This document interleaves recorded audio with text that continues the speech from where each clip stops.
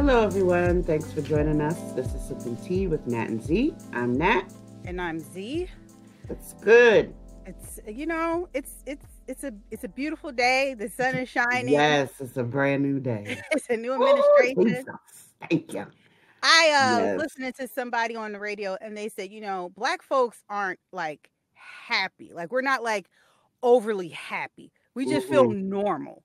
Like we don't feel like we're on the edge of extinction anymore. Armageddon around the corner. Yes, like I just feel normal. I'm not at like a high level of agitation. Right. On edge. Right. On I edge. can actually watch the news and only be slightly annoyed. No, and I don't feel like I have to watch it like, oh my God, what just happened again? Yes. Like I can take a break and go watch something else because there's not always breaking news every 5 seconds. Exactly. Or something to that effect. Exactly. I peruse the news channels and the blogs and and it was funny. I guess the QAnon people really thought that like they're like the Heaven's Gate people. I swear. Yes. They really thought inauguration. David Koresh people. They are. They really thought that like Trump was going to be like expose the quote unquote deep state and really like craziness. They had like I guess Nancy Pelosi trending in their little forum because they said that she got locked up, so it's about to start. Like he's about to take down this administration. Yes, it was like crazy. Did you hear the lady on the news crying for him? For Trump to come and save him? Yes, to save You know us. what I gotta say, bitch? Now you know how we felt the Thank last you. 4 years. You'll be fine. That part. You'll be fine. A-okay. And I bet you'll get some health care out of it. Right. And I bet you get a stimulus check. Right. I bet you actually be better than we were for 4 years. So that part. That part. So anyway. Yes. Oh, wait, before we get into the tea on the table, I just wanted to say a quick shout out to the people that have been giving us great feedback and suggestions for topics. I just want you guys to know we are going to talk about some of the things that you have sent us. We're just fitting it in to our little lineup because yes, we're serious about this. So don't fret. We're not ignoring you. We will be talking because you guys gave us some really good topic ideas. So we just want to say thank you for that and keep them coming. And thanks for listening. Thanks for your support. We really appreciate y'all taking the time out your day and giving a little bit of insight and feedback to us. So thanks a lot. So because it's really started as like a real passion project for me and that as a way to just keep feeling connected during this pandemic. Yeah. And I think that the idea initially was, okay, we'll just do this during the pandemic. And then once we get out of this, we won't be in the streets. Yeah. But in these streets when Rona let up. So Rona ain't let up yet. So yeah. Yeah. And I know we will continue this well out of the pandemic. So again, thank you all. Thank you. So what is the tea on the table? All right now. So you gotta give you a little disclaimer, boo. You don't want nobody coming back and saying, hey. Well, y'all should know at this point. Don't be we're not experts on nothing. No. So heed at your own. Yes, these are all suggestions and observations that Sipping Tea have imparted on you during our show. All I gotta say is don't substitute tea for medication. Not for us. Definitely not for us. Don't do that. So the tea on the table today. Oh wait, let me tell y'all. First of all, today's episode is about forgiveness, the other F word. So this tea that I picked isn't necessarily aligned with this. It's one that I actually had. I drink often. I had it last night and it was lovely. It's chamomile vanilla honey herbal tea. It's caffeine free. It's from Bigelow. It's a soothing and relaxing blend with silky smooth vanilla and a touch of golden honey flavor. It results in a mellow brew with a delightfully sweet finish. It really is a sweet finish. It's quite lovely. The combination is truly a relaxing experience, and you will enjoy it again and again as I have. So the taste profile has a bit of a rich, sweet taste with a creamy flavor. I added a little bit of more honey to it when I'm making it. It has a really nice bouquet. It's sweet with honey overtones. And the recommended temperature to steep this is 208 degrees, right? So the steeping instructions, and as we progress in the show, we're going to be making sure that we give you a little bit more tea preparation tidbits, and those are also be followed up by the post on IG and Facebook on how to make teas and what's appropriate for steeping and to get the best flavor out of your tea. So with this one, you have to make sure you start with fresh cold water and then bring it to a rolling boil. Pour it over your tea bag, steep for a couple minutes, 2 to 4. And then, please don't squeeze the bag. Apparently it takes a little bit too much out of the... I know I'm always used to squeezing the bag. But I know. I squeeze apparently that is not tea appropriate etiquette. You just let the water go through the bag and liven the tea up or something, but you don't squeeze it. Apparently it takes away from the integrity of the tea of some way. Well, look at that. Learn something new every day, right? I squeezed my bag today, so. Yes. I was like, but isn't that wasted? But I guess whatever. So, I add milk to mine, but not everybody. That's a preference. I do. Yeah, I do too. I do. For my English, English, what is it? Earl Grey teas. And always. my afternoon, what is it? Yeah. Darjeeling tea. Yeah, I add any black tea. I'll add a splash of milk. Splash of milk. Yeah. Yeah. So, and you can do it on ice as well. So, but you definitely have to steep it a little bit longer. And that's important. Yeah, it is. Steeping so is we'll definitely get into that. So go ahead. So it's some hot tea. I want to get into hot tea. It's a lot. So I'm going to get into the 2 small tidbits I have, and then we can talk about the 2 big things I have.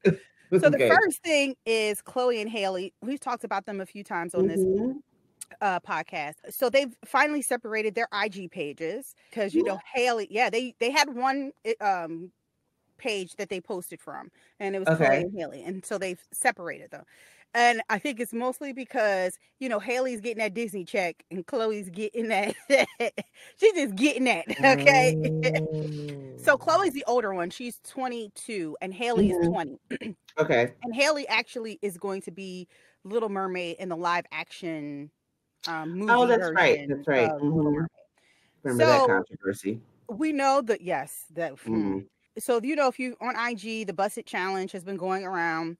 And they've been cute, and I was like over it.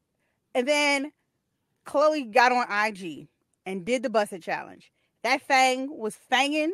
Her body is banging, and she shut it down. Nobody should do the Busted Challenge. It should be stopped. Like, let it go. Really? I'm gonna have to go look let it it go. So now I understand why she needed her own page, because you can't be doing that with the Disney check. You can't be doing that with the Disney check. Yeah, they probably don't uphold that part. No. So I'm glad, because it shows that they are individuals, because they're getting older and they're coming into their own. So it's good to see them as separate people. So good for those girls. I love them. I absolutely adore them. And Charlie loves doing it. They're amazing. She sings it still to this day. So in COVID-related news, Dave Chappelle has contracted the virus, the COVID. Yes. So, I know he has been trying to do, he's been doing shows out at this farm in Ohio, and he has been adhering to, social distancing, masking, and stuff like that. But even with that, sometimes it's still not enough. True. So, well wishes to him. I hope a speedy recovery. I hope it's not, progressed. Yes, and I hope it's not the worst case scenario for people who get COVID. Right. So let's get into this inauguration. Now, so many things. I lived for so many things in this inauguration. First, I just happened to turn on the TV at the right time when Michelle descended from heaven with her fair fawcett hair and her purple like ascended. Yes. Yes. Okay. Ascended out of the heavens with whoever she was with on her arm. Right. Some dude named Barack. Some guy. I heard his name was Barack. Right. I think he had his job. I think he was, he had an important job a couple years ago. At some point, but kudos. She looked gorgeous. Okay. Amazing. Can we say laid? Woof. Waist it was cinched, Snatch. Mm. hair laid. I mean, The she looked good. monochromatic burgundy, purple, eggplant, whatever color. Looked good with a T at the end. Yes. Okay. And then we had Kamala in her purple ensemble, Yes. just looking, Ski my sock off. See me. yes, Mm. just looking vice presidential. Okay. Yes. Coming out looking like royalty. Thank you. And the best thing about their outfits were they were Black designers. Yes. So this is amazing. Very Love amazing. It. Love it. So with Kamala, her purple ensemble was created by Christopher John Rogers, and he's a Black designer from Louisiana. Okay. The day before, I think it was at a COVID-related memorial service, she wore a Pyre Moss coat that was fly as hell. He's also a Black designer. Ooh, we need to make sure we post these up, folks. Yes. In the evening, she wore a liquid sequin cocktail dress with a floor-length silk tuxedo overcoat. This was for the evening festivities, and that was designed by Sergio Hudson. Yes. Who also designed Thank you. Michelle Obama's plum ensemble. Okay. Sergio, you're coming through. You're coming through. And then Yenny, I think Damatu, if I mispronounce her name, I apologize. She was responsible for Michelle's hair. Yes. She is located in Virginia. I saw on her IG page, she's already just like overwhelmed with like calls. I am sure. Okay. So she looks stunning. They all look amazing. It was just wow. Beautiful. I got so excited I stood up and shouted at the TV. Me too. I was like, go ahead, girl. Yes, bitch. You better work that plum. Okay. She did. And then we have the Secretary of Drip that Twitter has. Yes, the Secretary. Nicholas Aju, I think that's his name. I'm sorry if I mispronounced that. He is the great nephew of Kamala. He had on Dior and Air Jordan. That's what it was. Dior. Retros that were $2,000. Yes. That now can go and sell up to anywhere for $25,000. And sorry? I guarantee you, yes, 25 grand. I guarantee you, if he put those up for auction, he would get so much more money than what he paid for them. Wow. When I saw them come down behind Senator Klobuchar's, I see that shoe game. Yeah, I was like, somebody got sneakers on? And then I looked, I was like, oh, that's how we doing it. Okay. Those type of sneakers. Yes. So then we get all of this fashion only to then be just blinded by the beauty of Amanda Gorman and all of her regalness. The 22-year-old first National Youth Poet Laureate, graduate from Harvard, just 2 books out, I think already, and another one about to drop. Her, yes, at 22. What was I doing at 22? Girl, we was just leaving Pitt. I probably was drunk somewhere. That part. I mean, I was going to say that too, but you know. No, I think I was about to start law school, so it wasn't that bad. Not at that level, but her poem, The Hill We Climb. That was amazing. It was amazing. Called for togetherness as America enters a new chapter. I teared up when I heard her, and then she also has a speech impediment, which I didn't know. And she has a speech impediment and an oratory issue, and did all of this at Harvard, graduating cum laude with a 3.98 GPA. What? Okay? Get into that, okay? What? Yes.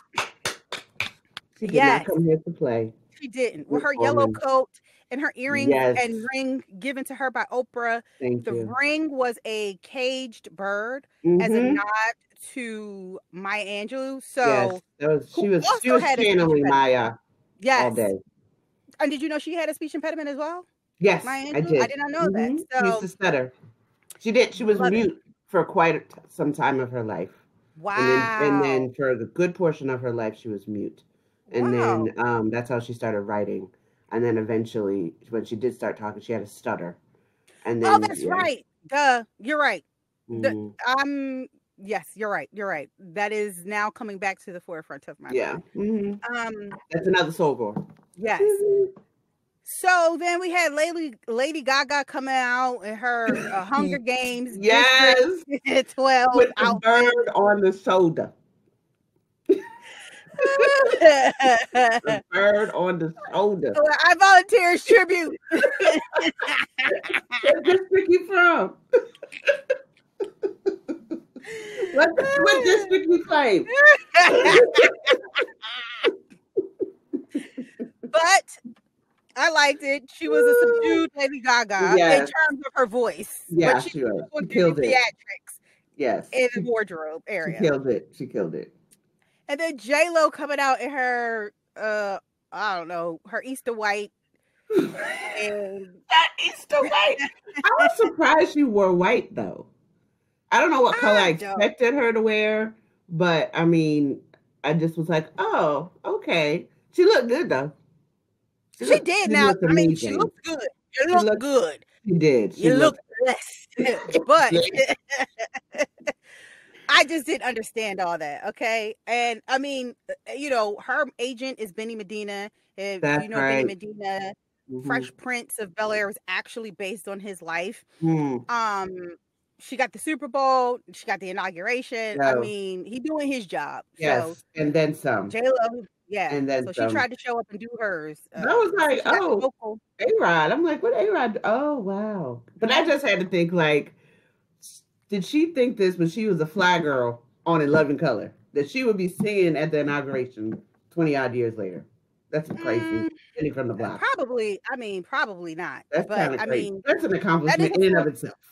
It is. It's a full circle moment. I'm pretty sure that was a full circle moment. Yeah, very surreal. I mean, because, you know, you had Beyonce singing and then J-Lo. I mean, now she's in that discussion, not in vocals, but in who performed at the inauguration. Yes, she's in the room. She's in the room. In the room. Yes, she's in the room. So Dr. Biden looked good too.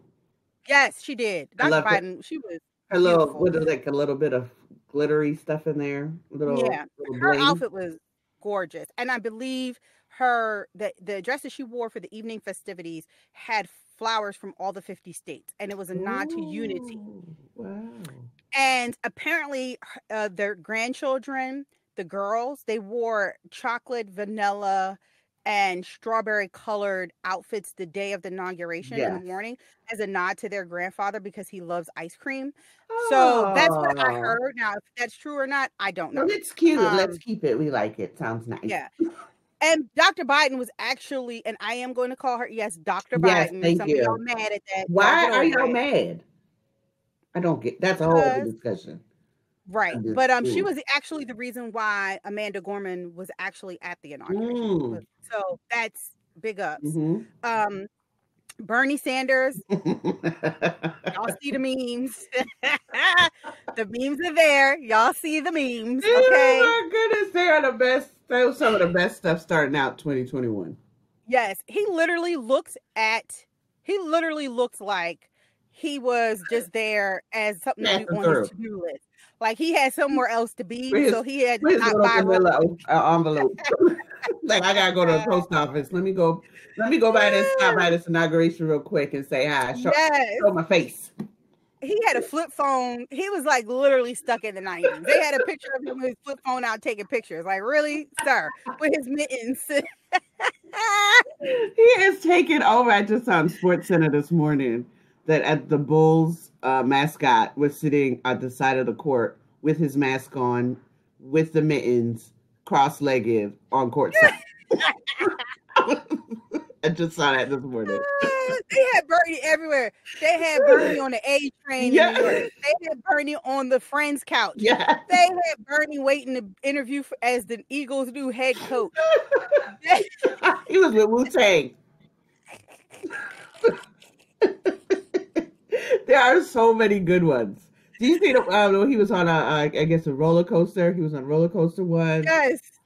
I've seen him too many. I was like, I can't even pick a favorite. There's so many. So many. And but out of that, he took that.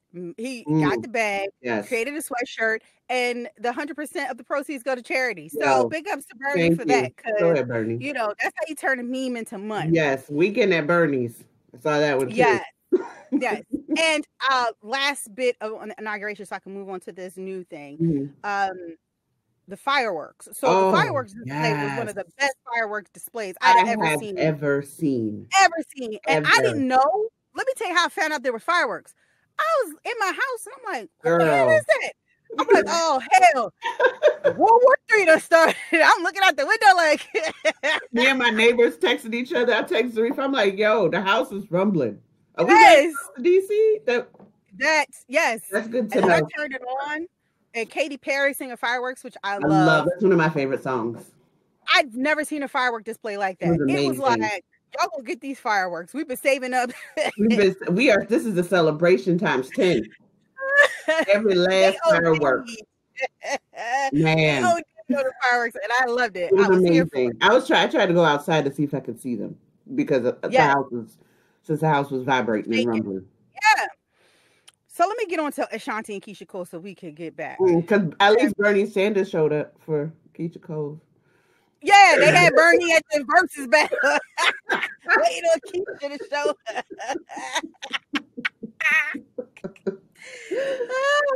Okay, go ahead. What's going on? Somebody sent me a message and asked me if this was my real laugh. Yes. Okay. Fuck. Yes, this is my real laugh. Since high school, or since after high school, college, you know what I mean? Forever. Yes, this is my real laugh. So Ashanti versus Keisha Cole. First of all, it was postponed 3 times. So this time was the 3rd time. It took Ashanti came out maybe a half hour, 45 minutes until after it was supposed to start. Oh. Keisha Cole didn't get there till a whole hour and 15 minutes after it was supposed to start. Okay. What was she doing?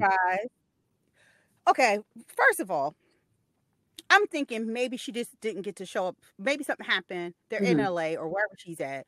Venue traffic. But I'm like, no, it's COVID. Why is there traffic? Right. There shouldn't be any. And California is on lockdown. Shut down. I'm thinking to myself, like, what is going on? Well, apparently she was there the whole time. She didn't like the visuals. She didn't like the sound. So she was just going to sit. So you're just going to sit there? No, what you should have did was bring your ass out, sit your ass in your baby shower chair, and give the people what they want. You don't make your fans wait because those are the people that are there. That put you there. This is why you have a versus, because of your fans. Yes, no apology was given. Nothing. I felt like she had an attitude. Now there's some people are saying y'all only think that because y'all think all black women have attitudes. No, that's a whole other discussion. Yeah, but her attitude was on stank as soon as she came in. Both of them were playing with their hair too much. They were on their phones, so they weren't really engaged with the people who waited an hour and a half to see them. And 3 different times to see them. 3 different times.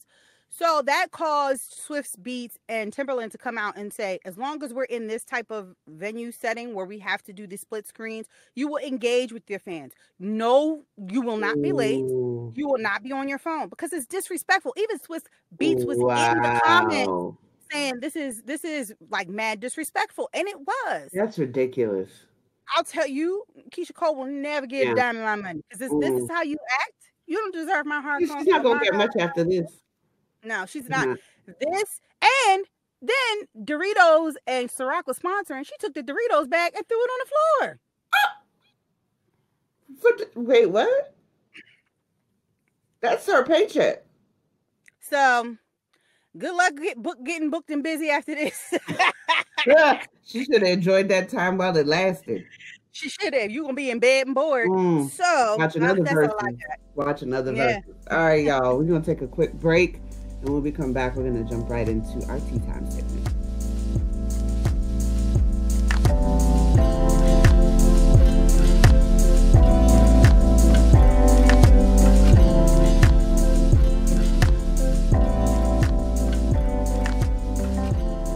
And we are back. So, like we said earlier, today's topic is about forgiveness, the other F word. So, right off the bat, what is it? So a person must have some form of emotional readiness to be able to forgive somebody based on the situation. Like you really have to be in that mindset to be receptive to forgiving, to the thought of forgiving, And the process itself takes so many different forms based on where you are, the circumstances, how you, your upbringing, and all of that, and how you process things. And it's involved a lot of different elements involved as far as cultivating your acceptance and having some empathy as to can you forgive and how and what is your rationale and impetus for forgiving, and can you take the time to take some perspective to sit back and look at how do I forgive this individual for the act? Is it consistent? There's so many different things that we're going to get into with that. So when you're looking at it, you look at forgiveness as one act? Not necessarily, because there's multiple steps that can be involved. You have to choose to let go of your anger, hurt, and definitely your need to be vengeful. So, because if you're forgiving just to put aside some vengeful feelings, then it's not necessarily sincere, and there's other feelings that can come out of that for you and that person. It's a choice you have to make consistently over and over again. You sometimes one time you forgive that person, once you see him, you think you're good, and then you see him again and you want to bust him aside the head. That means he probably still struggling with some forgiveness. Exactly. So it's something that you kind of have to consistently do. And it's a gift for yourself to others so that you're not hung up on the power that person can hold over you. So just, that's definitely a point to take away. It can be definitely a gift for yourself. What it isn't, it's not forgetting what happened. This whole forgive and forget business, I don't believe in that harsh personally, because if you forget, then what if it happens again? You just gonna be blindsided again? I think you definitely just need to remember.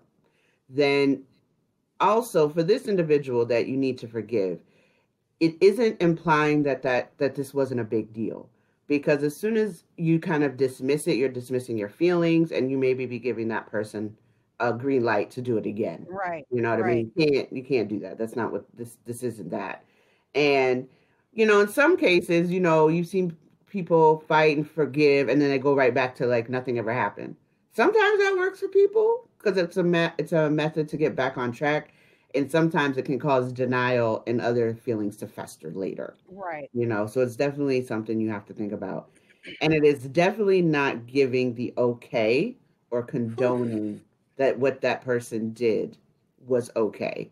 Do Right. not excuse that offense. It's not appropriate. So No. that's a quick overview of what it is and isn't. But And Reef, I know you have some topics. yeah, this topic has been on my spirit and on my heart for a Mm-hmm. while, because in doing the research for this, I realized that I really didn't know what forgiveness was, Mm-hmm. or I really wasn't practicing true forgiveness in my life. Mm. And so in doing some background research on this topic, I learned that your disposition has a role in forgiveness. And Mm. then as I started to go through this, I was like, wow, that is true. Mm-hmm. And your disposition is a quality of character, like a habit, a preparation, a state of readiness, or a tendency to act in a specified way that Mm-hmm. may be learned. Right. So what I found was that there are three different types of dispositions that you could potentially have that will contribute to whether you're able to forgive. Mm-hmm.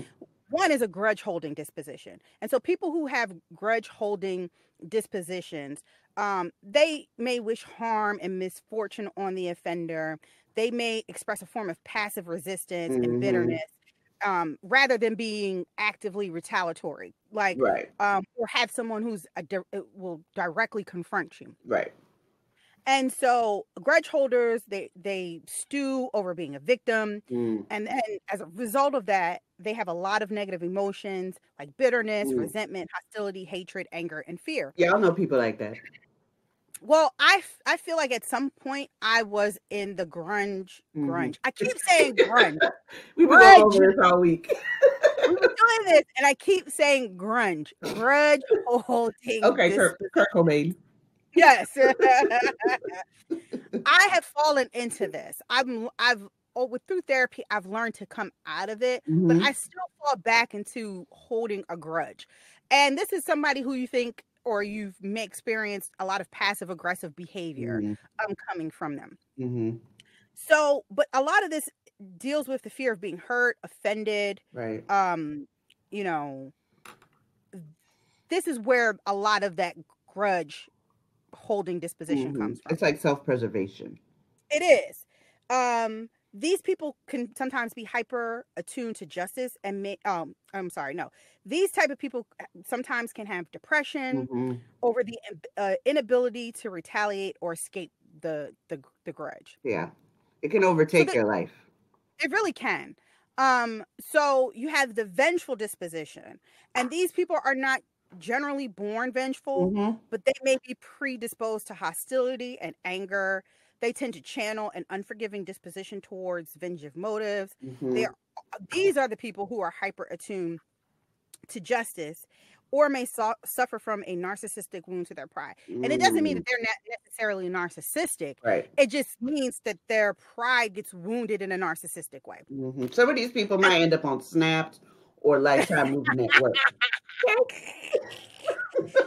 I would say the people who are more vengeful are the people that are like, you are going to pay. I'm going to make you pay for the hurt that you have caused me, and I will not stop until I get my justice. Yes. Like, and you know, when you have that, yes, and when you have that vengeful disposition, of course you're going to be unable to readily forgive or to forgive, because you're not going to forgive until you get yours. Right. And to get their comeuppance. Exactly. And then you have people who have a forgiving disposition. And this can come about by nurture or nature. It's a biological disposition towards forgiveness. It might be apparent soon after birth. We were talking about this, and yes, having a forgiving disposition is a good thing, but you don't want to be so forgiving that people are habitually line stepping. Yeah. I find that I'm in the middle. I have a forgiving disposition, but if I feel like something ain't right or something's not adding up, it turns into me holding a grudge. Interesting. Yeah. I will fall back into holding a grudge against your ass. And won't care. Like, don't care. Right. I'm not so passive. I'm not very passive aggressive. I can be very aggressive, but I'm not vengeful. So I'm teetering. I'm in the middle. I'm still learning. I'm still trying to understand this whole concept of forgiveness, because as we get deeper and deeper into this episode, you'll find that you may not really know what forgiveness is really all about. I really thought that I was more forgiving, and I'm realizing I'm still holding on to stuff, because like you said, if I see somebody that wronged me, if you feel triggered, and you know what triggering feels like, it's a physical response. Yes. Your body. You understand. Your body will physically respond when you're triggered. That maybe you haven't really forgiven that person.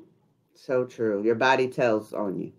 Yes. Sometimes with if you see a person, you just start getting red, and you just want to take your hands and wring that person's neck. I don't think you forgave them. Probably not. You're still in that process.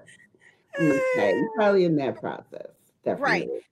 And so this is a good transition to talk about how, we talk about nurture and nature. Religion plays a huge part. Oh my gosh, yes, definitely. And how Zarifa was saying that hers is in between. Mine is definitely more of the forgiving disposition. And it's like a double-edged sword for me, because of my background and what I do for work. Sometimes I am sitting there trying to figure out, why did this person do this and put me in a position to have to forgive them.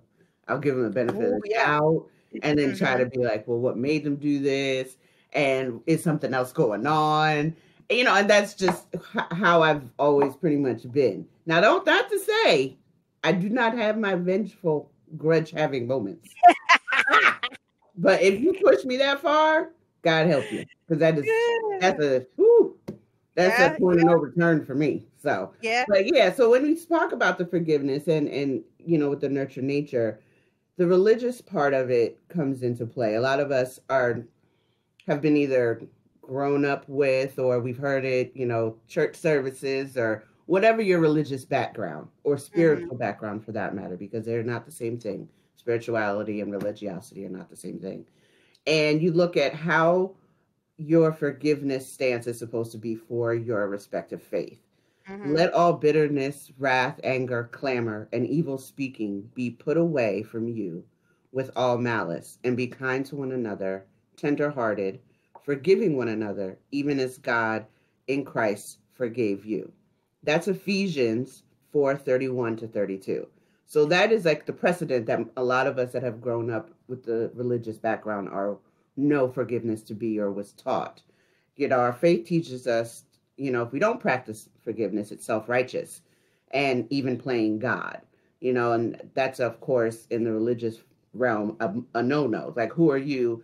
I think we were talking about last week with the hotels, judge not lest you be Mm-hmm. judged, so to Yes. speak, so kind of is around that framework, because who are you to say, those Right. in glass houses, shouldn't throw stones and all that good stuff. And it should be noted that this is definitely from a Christian perspective. Yes. We Yes. are speaking from our wheelhouse. We Mm-hmm. understand that sometimes forgiveness may look different in different religions, like Yes. Catholicism, Mm-hmm. things like that. So we're That just is speaking so true about, exclusively from a Christian perspective. yeah, and that's a good point about Catholicism. I went to Catholic school. I wasn't raised Catholic. I'm Baptist, but that came after. That was like when I was in grad school, but I was raised evangelical. Went to Kojic, and then had a Let couple me of say, I went to Catholic school, but I'm Baptist. but I'm Baptist, and I went to Catholic school. I went to Catholic school for high school. And in that particular religion, you don't ask God for forgiveness. You go to the priest and get some Hail Marys about what have you. And then that's it. Like, that's considered forgiveness. So in that particular Christian faith, and I know it's different for all the other respective religions. So it's just something to kind of keep in mind, where you can't put a general claim against what forgiveness is. Mm-hmm. And it's an integral aspect of faith, but it's one of the hardest parts of it. According to Sarah Montana from a TED Talk that Zia listened to, why forgiveness is worth it. There are 62 passages in the Bible with the word forgive, and 27 with the word forgiveness, but not a single one tells you how to do it. It just says, and even in the Lord's Prayer, forgive our debtors for those in trespassing and all that stuff. I'm not going to get into it because I know it, but I'm not going to do that right now. Forgive debtors, trespassers. If it's NIV, King James Version, I don't know. Whatever one you go, y'all know what I'm talking about. So that's like the Christian part of looking at forgiveness, and it's kind of assumed you're not supposed to have any ill will to that person once you forgive Right. them, but that's just not human. I mean, it's not human at all. And that's no. why I said I learn a lot from doing the background Mm-hmm. on forgiveness, that I've just been doing it all wrong. And the biggest the thing that helps me the most really come full circle with this forgiveness thing is that Mm-hmm. TED Talk by Sarah Montana. If you're into TED Talks, I definitely suggest everyone go find it, go Mm-hmm. watch it. I mean, it's 15 minutes, and this woman had to forgive someone who killed her mother and her brother. Mm. So it's worth it, and it really opens my eyes to forgiveness. So much so that it made me realize that there are actually problems related to our idea of what forgiveness is and how Mm-hmm. we forgive. Yeah. So some of the thought processes and the idioms that we correlate to forgiveness that you've heard all your life: forgive and forget, turn a blind eye, Mm-hmm. let bygones be bygones. I think those Mm-hmm. are extremely problematic. Like Natalie said, I am not a believer in forgive and forget. I've you know grown up with that being told, but Mm-hmm. I'm not. That's just not. Mm-mm. I Right. am one who likes to use remember and recover. Mm. You can't ever forget. Who's ever forgotten anything that anybody has done to them? No. No one. You Nope. don't. If somebody has wronged you, you don't forget it. So why are we saying forgive and forget? You won't forget Mm-hmm. it. You might put it away, but that don't mean you forgot. Exactly. That's a toxic way of thinking. And how are you supposed to understand what happened to you, to prevent it, or to be aware of the red flags in the Mm-hmm. future if you just forget it? Like, Yeah. that's just dumb. It's dumb. It's illogical. It makes no sense. So I remember and I recover. Mm-hmm. I remember what you did, but I will recover from it. Meaning I'm not going to let it rule me. I'm Mm-hmm. not going to let it Take be. residence. No, I'm not going to let it, you know, seep into my mind daily where I am vengeful. And I'm like, oh, you're going to get yours. I'm going to find you. Like, I'm not. Like that show Revenge. I don't know if Right. y'all ever saw that, but whoa. So I just, and these are problematic for me. Again, they may not be problematic for you. And these may be things that you live by. For me personally, and for Natalie, as she stated, these just aren't things that we feel are healthy Mm-hmm. in the terms of forgiveness. Right. And then some of the problematic reasons why we forgive. We forgive someone quickly because we think it's going to make us a good person. It doesn't. No, it doesn't. It doesn't. Sorry. It doesn't. Not going to happen. You're not just going to be Because a good person because you forgive somebody quickly. Like, where they do that at? that's a denial. Right. A lot of us are pressured into forgiving somebody from everybody else. Somebody does something to you. I'm like, oh, just forget that girl. She ain't mean no harm. Oh, just forgive your daddy. He didn't really mean that. Right. You know, you hear that all the time. Some of these things are told to domestic violence victims. Oh, just forgive him, girl. He said he was sorry. Or she said she was sorry. He ain't mean to knock your teeth out your mouth. Not this time. Yeah. No. That's not what we're saying. No. And a lot of people think forgiveness, and this was me, was a shortcut to healing. Oh no. It is the first step. Yeah. It is the first step. I thought that my healing was tied to me forgiving you, and I'm realizing it is not. Mm-hmm. Mm-hmm. And it only has nothing to do with that. And I think it's interesting though, because when you look at how many people's individual interpretation of what's forgiveness, what their perception of why they should forgive is so stratified with different people and their experiences that, based on your upbringing, or even out one better. So if my husband is in the military, if something happens and that is somewhat egregious, he will not necessarily look for forgiveness. He'll just be like, all right, it happened. Let's move on and keep it moving. Whereas some other folks be like, how could you do that? I'm wounded. How come you're not going to even try to make amends? Like you don't care. And then that causes a whole other issue. And I'm like, so what's wrong with you? Why would you do that? And that's me. My brain is like, well, why are you doing this? And what caused that? And I'll sit here and try to figure it out. Meanwhile, I'm trying to yell. I'm the type of person, I'm like, you hurt me. Hey, this is wrong. You did this. And then if you are like, oh, okay. I'm like, oh, fuck me? Well, fuck you too. And then that's when the grudge comes. Right? Meanwhile, I got my psych hat on, like, hurt people. Do you want to talk about it? I don't give a, let me tell you, if I give you the opportunity to apologize for what you did to me and you don't, and you give me your ass to kiss, well, guess what? My ass is bigger and you can kiss all of it, okay? All parts. So I think it's just really interesting how each individual interprets what that forgiveness thought process is, and then it makes you kind of step into how do you forgive yourself? Ooh. Which is huge, which can also be attributed to why you feel that other person owes you an apology or that person needs to be forgiven, or be based on how you interpret what you need to do for yourself and how you forgive yourself to move forward in certain situations. It's huge. It's so integral into how we function. It's more than just putting the past behind us and moving on, because you can say I'm over it and you really are not. And then those feelings surface, or they become entrenched in you and they affect your health, and it's about accepting what has happened and making sure you give compassion to yourself for going through the process.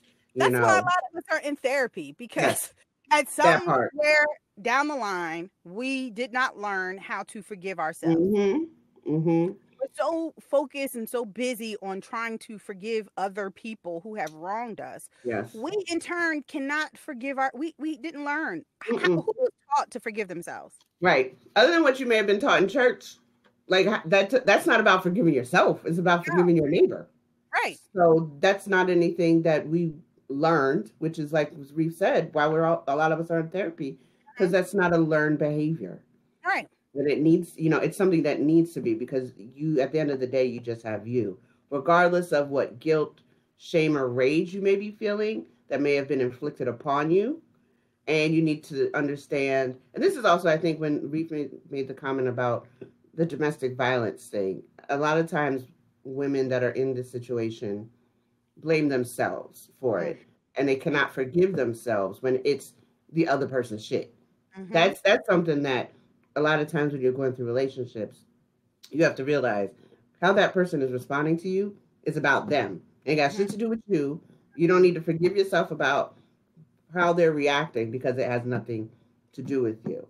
But when you're doing these steps to look into this and reflect upon it, you need to take that time to look at how can I take those steps to forgive myself? Take responsibility for the situation, but also understand that if the situation is not because of you, because someone else, take the responsibility to delineate and dissect that was them and this is me, and then if you're having remorse to yourself about something that had happened and you need to go through that, then that's fine, but acknowledge those feelings. Don't keep them penned up, because they're going to manifest in some other way. And then while you're going through this process, understand that as you're showing remorse, that you can go ahead and trust yourself next time. Oh, that is a big one. That is huge, because trusting yourself again is a big one.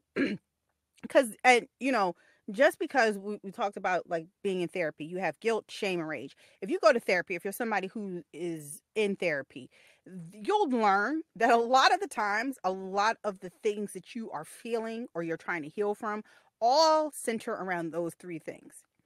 You feel guilty about something, you feel shameful about something, you have rage towards something, and you got to work that shit out. Yeah. But one of the things, you don't even realize it. You don't even realize it. Like when I started to go to therapy and stuff started breaking down, I was like, what? I feel shameful because of that? What? That's guilt? Right. What? I'm rageful? Like, it really started to open my eyes. But one of the things that I think I struggled with, and that's why I just took a beat there, was restore trust in yourself. Trying to trust someone else after they hurt you is hard. Enough. Trying to trust yourself and your own judgment. Ooh, that is on another level. Ooh, that's a lot of work. That is a lot of work, because you second guess everything you do. And it can impede your life on so many levels. Let me tell you, the work that I had to do to get back to the point where I trusted myself. I remember a few years back, I had a conversation with my therapist, and the one thing that I kept saying is like, I just don't trust my own judgment anymore. I don't know if what I'm doing is right. Like, I second guess every move I make, and it's causing a lot of disruption in my life.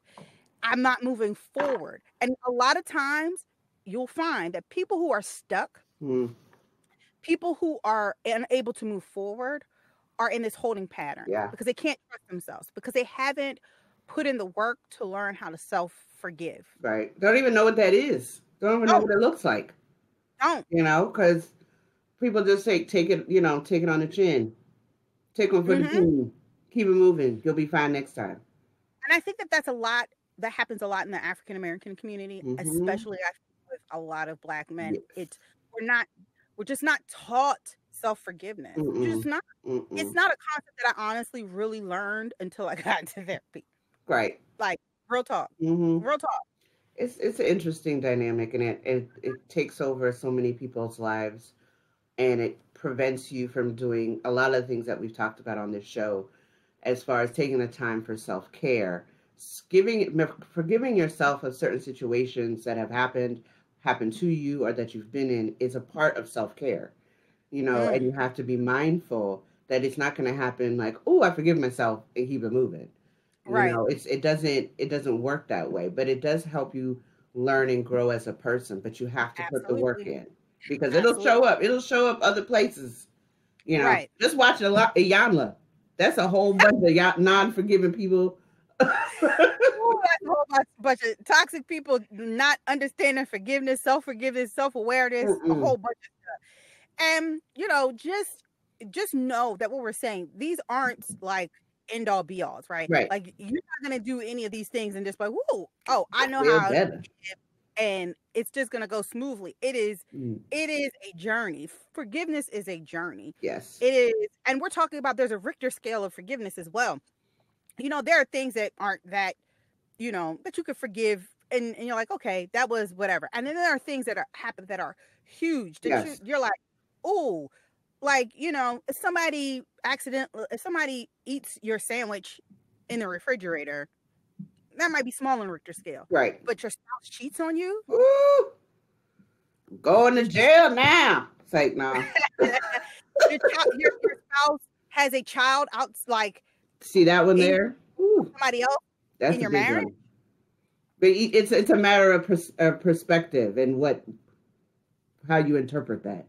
Right. Somebody murdered a family member. Mm-hmm. It's a lot. You really have to. I can't say itemize. That's not the right word. But the way that different situations dictate the type and level of forgiveness Right. varies. And something that I learned from that TED Talk with Sarah Montana, she said, when we talk about forgiveness a lot, we talk about, forgiving the person for what they did. And she was like, Mm-hmm. it wasn't her job to forgive the individual who killed her mom and her brother for killing her mom and her brother. Mm. Because that's not what her forgiveness was about. Her forgiveness had to be based in, I forgive you for in causing this pain in my life, for changing the trajectory of my life, Mm. for causing me to be stagnant and stuck in these places Mm. because of the actions you took. Mm. She said only her mother and brother could forgive him for killing them. Mm. And she could not forgive him on their behalf. She could only forgive him for what his actions Mm-hmm. did and how it impacted her life. Right. And I think that's something that we, really need to think about. Sometimes we're apologizing, we're forgiving people for doing things that don't have direct consequences to us, but we still feel Mm-hmm. the after effects, Right. right? Of course. And so there are benefits to forgiveness, because this is one of those things like, well, I don't know if I could ever forgive that type of Mm. situation. And that's fine. But there are some benefits to forgiveness. Yes. Letting go of grudges and bitterness can make a way for improved health and peace of mind. You can have Yeah. healthier relationships, improve mental health, less anxiety, stress, and hostility. I realized that my anxiety was rooted in my inability to forgive situations that Mm. happened in my childhood and in my adulthood. Mm-hmm. Low blood pressure. If you're someone who may be suffering from depression, it could, be rooted in some areas in which you are unable to forgive. It may build up a stronger immune system. Again, improve heart health, Mm. and probably an improved overall self-esteem. Yes. And this is for self and for others. But there Definitely. are some effects you think that there aren't, but there are Woo! some negative effects if Yes. you don't forgive. Very much so. If you are not forgiven, it brings anger, bitterness into every situation, relationship, and new experience. Like, some people that unfortunately, touched upon this with how Black women sometimes go through this at a disproportionate rate. And some people may misinterpret that as being the angry Black woman syndrome because somebody hasn't forgiven somebody along the way. But that stuff is real. It can really transfer that bitterness to other people's situations, cause sarcasm, cause you to project, and just be undermining for everything somebody does that comes to you with a happy countenance. And you looking at them like, is it a good day? Is it? Okay. It can transfer so many different ways. And you can be wrapped up in it so much that you can't enjoy the present. Like what I just said, somebody said, oh, how you doing? I'm having a good day. And someone's like, is it a good day? Okay. You know what, person? You need to take that energy elsewhere. But that's how it can sometimes manifest.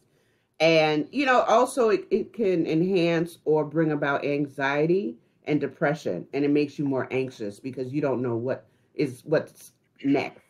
because you haven't figured out how to manage manage those things. Yep. Or even the next thing, how it manifests in how you connect to different things, how you value different things about your life, how you value others, because it kind of causes a barrier where you can't get past connecting with someone because you're angry all the damn time. Right. And that's not a way to live. And then it causes you some conflict with your spiritual beliefs, like we mentioned earlier. Like, you mad as hell, but you're supposed to forgive, but you don't want to. And going back and forth causes a whole bunch of other issues and angst with you that it's just not worth it. And this is not something that is going to happen overnight. Sometimes forgiveness takes years. It does. Years. And we're not advocating that you just forgive every sin that has been caused upon you. That's not what we're saying. Because it's a process. It's a process. And I said, this has been something that has been just heavy on my mind, just the concept of forgiving. It's, for me, I try not to hold a grudge, right? I try to just let go and like let go in terms of my anger, and but I really do live by the mantra, remember and recover. Because trust and believe, I'm gonna remember what you did to me.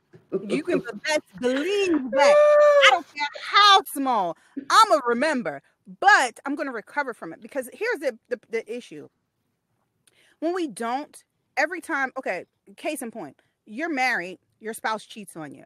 Mm-hmm. If you are saying forgive and forget, that's never going to happen. You have to remember to recover if you have made a decision to stay in that marriage. Correct. Why? Because it's always going to show up. Mm-hmm. Your spouse comes home late. Oh, would you who was you with? Mm. They're on their phone. Oh, who you texting? Mm. Extra $100 missing out the account. Who you take out to dinner? Why? Because you are not recovered. At all. So you are just consistently bringing that up, and it's constantly showing up in your relationship. Why? Because you haven't recovered from it. Mm-hmm. If you're going to stay, you need to recover. If you're going to leave, you need to recover. Because you don't want that then to show up in all your other relationships. Exactly. Either way, you need to recover. Yeah. Either way. That's why I don't believe in that bullshit forgive and forget. That's bullshit to me. It's bullshit.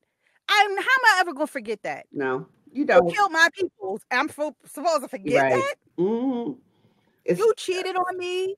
I'm supposed to forget that? You had a whole extra child. I'm supposed to forget that? Like never happened. You can't. You beat my ass. You give me a STD. You out here in the streets doing God knows what. I'm supposed to forget that? Right. Because some people think you are. And I just think those people are assholes. But Yes. And you hear these stories. Yes. And the reason I'm even saying, because I watched this divorce. I was watching one of those divorce court shows or whatever. Yeah. And this woman literally was like, her husband had cheated on her, gave her STD, had 2 extra kids outside of the marriage.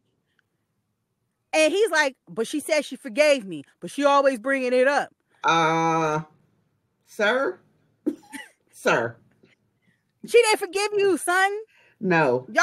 She didn't forgive you. You steal money out my account? Yeah. You stealing money? Like, this is what I'm saying. And I'm supposed to, don't forget it. And then sometimes you don't even have the time to rebound, to recover, because you get hit so many times. Because like you said, you cheated, you had a child, you took money out of the account to take that hoe out, and then you took the money out to give them kids some lunch money. That's 5-6 different things. I mean, in and of itself alone, to try to forgive each one. And then you're bombarded with trying to forgive at multiple levels. So I don't see how you forget. And one thing is tied to the other. Exactly. And if somebody and then don't be a dummy. If somebody you forgave somebody and you recover from it, but they keep doing the same thing over and over again, maybe at this point, you need to just move on. Deuces, I'm out. Because they're strategy. Right. They're basically showing you disrespect, and they don't care. Right. You know what I'm saying? One of the things I think we need to talk about that is important is sometimes we need to forgive people who are no longer here. How do you do that? Yes. That's huge. That is hard as well. At some point in the future, in another episode, I'll talk about some of the things that, my relationship with my mother was not the greatest growing up. And it was for a whole lot of reasons. Me being a teenager, growing up, it's just a whole bunch of things. But there are things that I felt that she did that and even my sister, don't know if she agrees with this or not, we deserve apologies for. But there are things that we'll never get an apology for because she's not to give it. So how do you move on from that? You got to learn. That apology that you never got. You're never going to get it. You're never going to get it. Forgive someone for doing something to you that's no longer here. That is a hard process. Yes. Trust me when I tell you, it takes a lot of work. But you can get there if you do the work. And that's the thing. Forgiveness you can get to forgiveness if you do the work. So how do you do the work? You uncover your anger by exploring how you've avoided or addressed the emotion. Make the decision to forgive. It's probably the first step. You got to make the decision to forgive. And if you made that decision, then you can go on to these other steps. Cultivate forgiveness by developing compassion for the offender.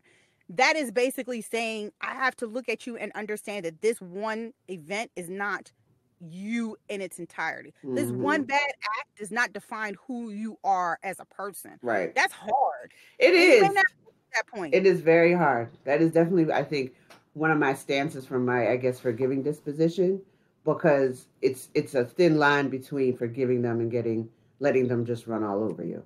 It's hard. It's hard to discern that. And when you're trying to say, like you said, what is this person's impetus for why they did that? And does that make them who they are? Or was it in a moment? Is it a moment situation? Because those are some other things too. Because there's a difference when someone's been cheating on you for a whole year versus a heated night of passion. Neither are acceptable. But how you approach them and understand, or if you were sad, like, every situation is different. But there's choices that were made by the other person to repeatedly offend you and cause harm to you versus a one-time incident of something happening. I'm not condoning that either, but I'm just giving context. But it's just like we said, what is forgiveness if the person keeps doing the same thing, the same thing, the same thing? It's that point. It's character comes into yes. Character. That's so true. If your character is to be disrespectful, then my character is to be vengeful. So where we at and what we doing? Right. Catch me outside. I'm just saying, you have to release the harmful emotion and reflect on how you may have grown from the experience and the act of forgiveness itself. That's hard. You need to switch the focus from blaming others to understanding yourself. This is key. I think a lot in relationships, right? You can get into relationships. I believe this. You get into relationships and you're finding that you're dating the same type of people over and over again. Are narcissistic over and over again. You're dating people who are disrespectful over and over again. At this point, you need to shift the focus from them and shift the focus on you. And I distinctly remember having a conversation with my therapist and saying, oh, this person's this way, and if they wasn't this way, then da-da-da-da, and then they did this, and okay, we've established that person's a jerk. Right. Person's an asshole. We've established that. But why did you pick that person? Excuse me? How dare you? Why did you allow that person in your life? Why did you foster that relationship, that friendship? That's the question you need to ask, because that's where you can find that you need to forgive yourself for allowing these types of people in your life. Yes. That's the mystery. Yes. Why did you allow that person to come into your space? So stop focusing on others and focus it on you. Yes. Take responsibility for your part. Of course, there are going to be situations that you get into that none of it is your fault. Right. Okay. Exactly. But as we know, there are always three sides to every situation. My side, your side, and whatever happened in the middle, which people call the truth. You sometimes have to look inward again and say, where was my responsibility in this? Where can I take responsibility? Okay, this is what I did. Then I need to forgive myself for that. Right. Let that person focus on them, but I'm going to forgive myself for this part. Right. And how you react, which is key. And how you respond and react to what they do. Yes. Is key. Learn the lessons, let go, reprogram your mind, and stop looking for occasions to be offended. This one here is a biggie. Because there's some people out here in these streets that just walking around waiting for someone to offend them because they just need a reason to pop off. Yes, they just need it. And you know these people. Everybody probably got one of these people in your life. Mm-hmm. The waiter didn't come fast enough. Oh, Lord. Now they mad. Now they popping off. I want a free meal. Whew, try not to take them people out to dinner. Oh, this person, I gotta stop looking for reasons to be offended. Yes. I think it's a trigger I think that people who are like that suffer from some type of like PTSD, some type of trauma happened in their life that causes them to immediately go on the offense. They're not even going to let you, or is it defense? I don't know. Y'all know what the hell I'm talking about. Right. They just automatically ready to go. Right. Ready to go. You're not going to disrespect me. Wait, I ain't even opened my mouth, but you already popping off. Oh, that sounds like, what's her name? Shay on the Yanma. I think that was the one. And she was ready to jump back. And I was like, whoa, you were ready to be offended. We haven't even talked about anything because you just want to be disrespected because you don't respect the process. There it is. And I tend to try to give those people a little bit more empathy and grace because I realize that they have not done the work to understand what's underneath that. Yeah. There's some trauma you need to work out. There's something that happened that you need to work out because if you're ready to go and I haven't even opened my mouth or I said something and you took it and just thought it was offensive and it's not, then there's something that you need to work on. Yeah. You need to do some self-forgiveness. Or you need to forgive somebody in your life that caused you that trauma, that PTSD, that makes you triggered, ready to go at a moment's notice. Yeah. Because everything ain't for you to be offended about. At all. It gets tiresome. Like, you got to be tired from being offended and being on 100 and going from 0 to 100 real quick. Who has time for that? Nobody. And nobody's here for that to listen to you to be offended all the damn time. Yep. If you don't know, these people probably are showing up in your life and you probably have labeled them as hypersensitive, extra sensitive. Damn, you can't say nothing to that person. Every time you say something, they ready to scrap, defensive, just ready to go. Right. And it doesn't even necessarily mean you always ready to go. Sometimes you're just crying. Everything makes you cry. Every time you say something to the person, they're just so fragile. Like, oh, don't say nothing to such and such, because you say that. Like, your hair is a little out of place. Oh, are you saying my hair doesn't look good? That's somebody who just looks to be offended. Ain't nobody offending you, girl. We're just telling you get a brush and a comb. Just fix it. Like, something. Or if someone calls you and they don't call you right back. Right. And you were like, oh, you're not talking to me? I guess we're not friends no more. Wait, I was at my job and I was working. I can't call you back. Like, but there are some people like that.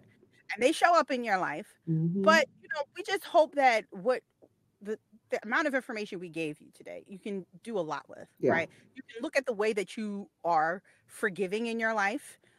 Maybe you're not a forgiving person. We know somebody who's not a forgiving person. We tried to get them to join us for the conversation, and they said, "What? Not gonna happen. Not today. Not today." But it's something that I think we all need to take a step back, especially now that we're ending out January, coming to the first month of the year. A lot of us are talking about resolutions and intentions and goals. Maybe this is a goal to learn how to have more forgiveness in your life. Or if you're someone who is overly forgiving, maybe learning to have some more boundaries. Pull that back.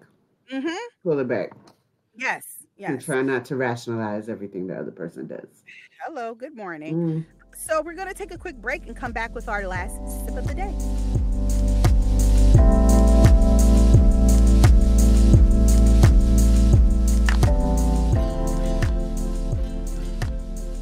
And we're back. This is the last sip of tea with your hood Dalai Lama. To forgive is to set a prisoner free. and discover that the prisoner was you. And that is attributed to Louis B. Smedes. One of the greatest gifts you can give yourself is to forgive. The road to forgiveness is not always easy, but once you reach your destination, it can be such a powerful place to forgive. Forgive as a means to work toward your own happiness. Forgive to live your best life, to find peace, and to find joy. And that's your last sip of tea with your hood Dalai Lama. Thank you. Thank you for joining us this week on Sippin' Tea with Nat and Z. You can follow us on Instagram at sippintea_Nat and Z_pod, and also on Facebook at Sippin' Tea Nat and Z. To get information on our upcoming podcast topics, guest news, giving us feedback, and we will be transitioning to our new schedule of releasing an episode every 2 weeks. So join us for our next episode where we will be discussing Black love. Enjoy your week. Enjoy the rest of your month. Thank you. Thank you.